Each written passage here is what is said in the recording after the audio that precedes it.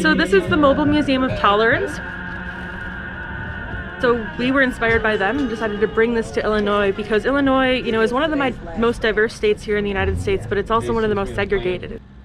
So basically we want this to be a bus for the whole community. Now our focus is on how history connects to the world that we live in today.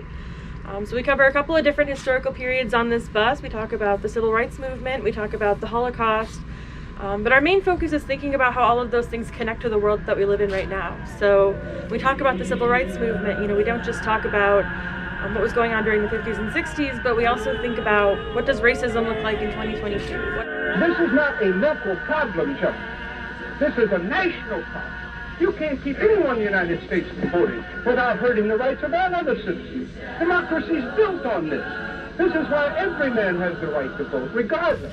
One of the things that went through my mind was that the work that Harriet Tubman did, it was picked up by folks like Rosa Parks and Anne Frank, to keep telling the story and keep working for the cause of freedom.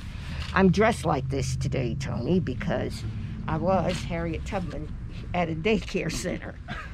And one of the things that I told the children was that freedom is the most important thing.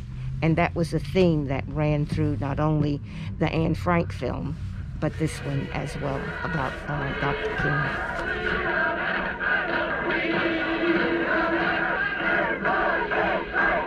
I think we've seen Anne Frank, we've seen the civil rights. I feel like we have this in Springfield, and it's so pertinent to what we're going through right now in our country, in our world. So couldn't be prouder to have it here right at Root History, celebrate obviously the African American values on Route 66 and in Springfield. So happy to have it here. And it is a message which says that I am convinced the most potent weapon available to oppress people as they struggle for freedom and justice is the weapon of nonviolence. I'm very proud to have this exhibit here. It's really a continuation and expansion of the work that we're doing, and any way that we can connect to similar experiences in the United States and the world, it just brings more people into the conversation. And so as we have the conversation around tolerance, it expands us to the conversation around how what we have learned from our past historical experiences and how we can build upon those. But then also we can't forget those unsung heroes and those individuals who made so many sacrifices. And so we have more responsibility to do a lot more and be better.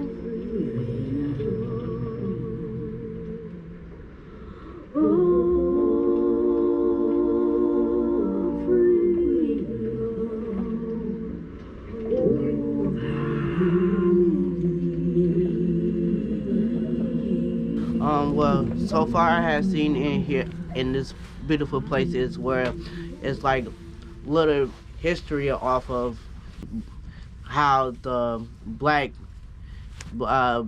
community had tried to use their voice to stand out and try to protest on what stuff needed to be done. What is happening in America? I don't have but one message as I journey around this country.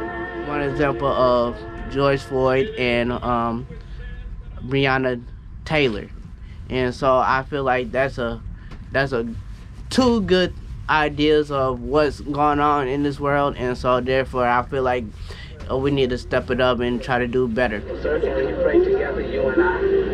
You do your prayer, I do mine, big boy. You don't pray for me. I don't want you to pray for me. What will you pray for us? Because I don't think your prayers get above your head. What will you pray for us? No, I'm not going to pray for you. I think everything was great. Good to actually tell a story in less than 10 minutes. You can come here and see the evolution, and then also see that we're not so far removed from the civil rights movement. I'm telling my business, you tell the urinate. You better move these people out of here. Sir, as long as protect you.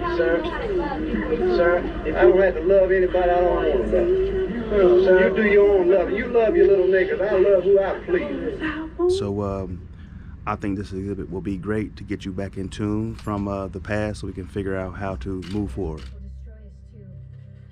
I can feel the sufferings of no We'd like to see more events and more exhibits to come here to Central Illinois in general. I'm not from Springfield, I'm from Decatur. So just having this in Central Illinois is great, and especially with it being here at the Root History Institute, just bridging the gap from all generations.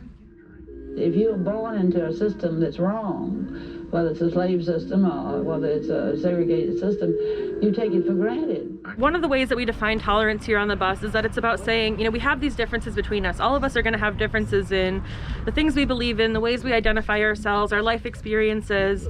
And so tolerance is really all about, you know, recognizing those differences, appreciating those differences, but you know, respecting each other regardless. And so if we can, you know, learn about other cultures, learn about what other groups of people have been through, understand that, and really be comfortable kind of speaking about those experiences, I think that brings us a long way forward towards respect, towards tolerance, and towards creating a better world for everybody.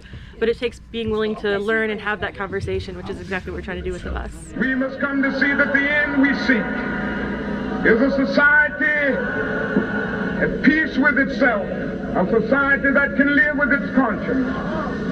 And that will be a day not of the white man, not of the black man. That will be the day of man as man.